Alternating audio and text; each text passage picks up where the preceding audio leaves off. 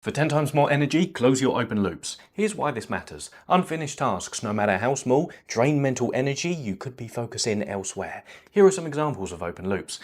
The bill you haven't paid yet, the decision still unmade, that attractive person's number you haven't asked for, the article not published, the relationship you haven't ended, the room still uncleaned, the message not sent, the friend you said you'd call soon, or the boundary you need to set but keep sidestepping. The brain abhors an open loop. It's the same reason why Netflix cliffhangers at the end of every episode guarantee that you'll watch the next one, because you can't bear the fact. There's even novels in the dark romance genre that make guarantees that there won't be cliffhangers. They put it on the front or the back of the book, and they say no cliffhangers guaranteed, which is, people have so much distaste for it that it's a selling point that you get the closure at the end of it. Open loops need energy to survive, but the upside for you is closing them releases energy. When you select a small piece of the task and then discipline yourself to do it and get it over with, it will often give you the momentum you need to counter inertia and stop procrastinating. From the moment that you have the idea, I should email out the fall collection. I should go through the contact list for my college or university and reach out to people. I should go through my contact lists and invite 23 people this week to just take the dogs for a walk. I should make a request of a friend and ask if I can come do a presentation at lunch at his law firm. From the second you have that idea, you've only got 5 seconds to take action. Otherwise, it's gone. Your brain will swoop in so fast, it'll be like, uh-oh, there's an idea. No way. No way. You don't feel like it. You're overwhelmed. You've got 5 seconds, and that's it. Today, I want you to practice this, because what you're going to notice is a little bit later, like in the networking section and afterwards and in some of these events after this particular speech, you're going to notice that you have an impulse. You have an impulse to walk towards somebody that's really successful, that's built a team that could possibly help you. And guess what? You're not going to do it. You've probably had them the entire time that you've been here. Oh, I should go over and talk to this person. I'll catch them later. Oh, that person looks really interesting. I don't know. I should really take some photos of this fall line and start to, that might be too pushy. So what you do, how does it work? You have the thought, you've got 5 seconds, that's it. And what do you need to do? Well, you simply just have to say 5, 4, 3, 2, 1, go. Because instead of spending time getting in the mood to work, just start working. Confront the work. People think they need perfect conditions to start, when in reality, starting is the perfect condition. I'm married to that. I love that. Because if you think, like I obviously am somebody who always wants to optimize how much work I do per unit of time. And so I was, there was definitely times earlier in my life I was really romanticized by these like very extensive morning routines and supplement rituals and like all this stuff of mental masturbation around the work that needed to be done. But when I looked at 2 hours later and nothing had actually gotten done, the moment you begin working is when your output per unit of time goes up. And so that makes beginning the single greatest hack that you can have for everything else that you do in work. Because the thing is, when you start working, you start getting in the mood to work. How to avoid tons of problems in life. Go to bed on time. So I love these. I want to find single behaviors that have many positive outcomes. So if you think about leverage as what you get for the effort you put in. If you have lots of leverage, then it means you can do one thing and get many big outcomes, right? Or one very big outcome. That's high leverage. If you put a lot of work in and get a very little bit out of it, you have low leverage. And so the highest form of leverage I think of are, what's one behavior or one skill that I can learn that then has many, many downstream impacts. And so and this is specifically, I'll say, for the 20-ish year olds, so 20 to 30, 20 to 35, if you can simply go to bed on time, you avoid drinking and getting in a DUI, you avoid early pregnancies, you avoid messing up your work because you don't sleep well, because you show up hungover the next day and then you don't get the career advancement that you want, or you get the judgments from your coworkers from the fact that you're responsible because you drink, even though it might have been responsible drinking, but you still smell like booze because it's in your system. If you go to bed on time, it's less likely that you'll get mugged. It's less likely you'll be in a car accident. Like there's all of these downstream impacts from one single behavior.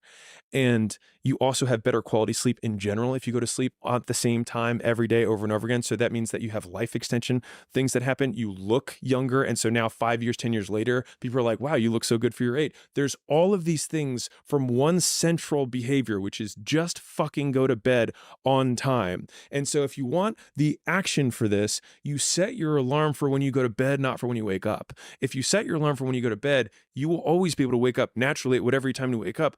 And it's very difficult to oversleep when you go to bed at 9 because you can get 8 hours of sleep and still be up by 5. And if you can learn to do this, then getting rich becomes impeccably easy because you can manipulate your neurochemistry to find doing hard things easy. You can literally find doing the things that you hate easy. The thing is right now, as you're probably well aware of this, you could play a video game for 10 hours straight. You could binge watch an entire Netflix season in one sitting. You could spend 6 hours on YouTube and you could eat a huge, massive meal without much problem that's not good for you. And these things are easy and you want to do them, which is why you do them, because your brain is just like engineered towards wanting to do these easy things. But there is a way to find it easy to do the hard things like work, meditate, read, exercise, etc. And I'm going to explain it to you and it's going to blow your mind, right? So what we can do is we can use this graph. This is basically someone's day, and the day starts here and it finishes here. And what we can track on this column is dopamine release. And so what most people's days look like from a neurochemical perspective is it's up and it's down and it's up and it's down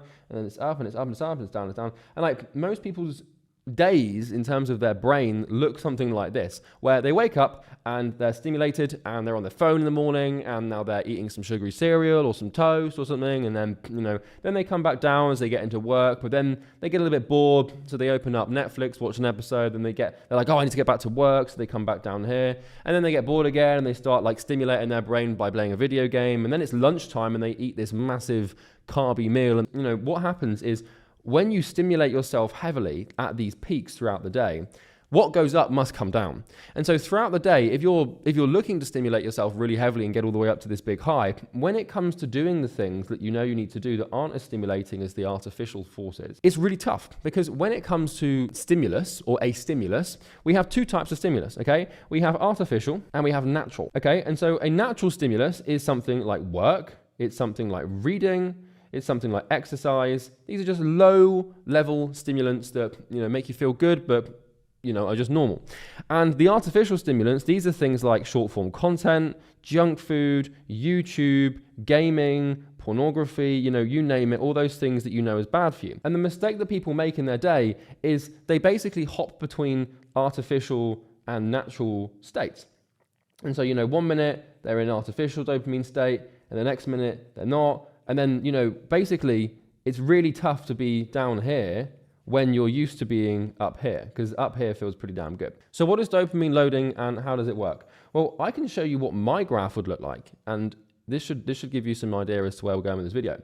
So my dopaminergic release looks something like this, where I wake up and it spikes a little, maybe a little bit here, a little bit here, a little bit here, a little bit here, and then bang. And then it just tapers off. And so what this means is, for the large majority of my day, up until I finish work, which is basically like 7 or 8 p.m. I wake up at like 7 or 8 a.m. and then I finish. So this entire 12-hour window here, basically the entire day, I'm in what we would call a low dopamine state. And all of my dopamine release or the majority of my dopamine release is intentionally loaded towards the end of my day.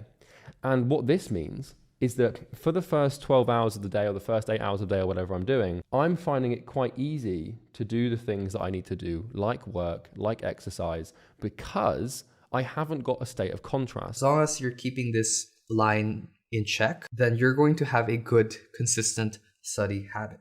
Top students typically aim for more natural sources of dopamine, like for example, studying itself or going outdoors or even exercising. So the first thing I do whenever I wake up, or regardless of what time I wake up and I get out of bed, I don't touch a piece of technology. I just go straight to meditate. And basically my meditation does two things. The first thing is that it clears my mind. It stabilizes my dopamine so it's not spiking, so it has that baseline level. Not only does this help start my day, but it also helps me study, because anything that's occurring in my mind will be flushed away when I'm meditating. So I always do this before I study, because it's quite beneficial as well, because when you're taking information as much as possible, you don't want to have too much cognitive load, like thoughts or anything disturbing you. So that's why the first thing I do when I get out of bed is I literally just meditate. The best way to get the optimum results out of your day is to plan your day the night before. There are two reasons for this. Too often during the day, we're just responding to everyone else's needs instead of doing our intended plan. So if you don't have a plan, you're guaranteed not to be doing what you want to do. You'll be responding to other people. The second reason for planning your day the night before is you can rationally decide what you're going to do at what time of the day. Too often people just work from a to-do list. What you want is to schedule exactly what you're going to do at what time. Schedule how long you think it's going to take. And by doing it the night before, here's the payoff.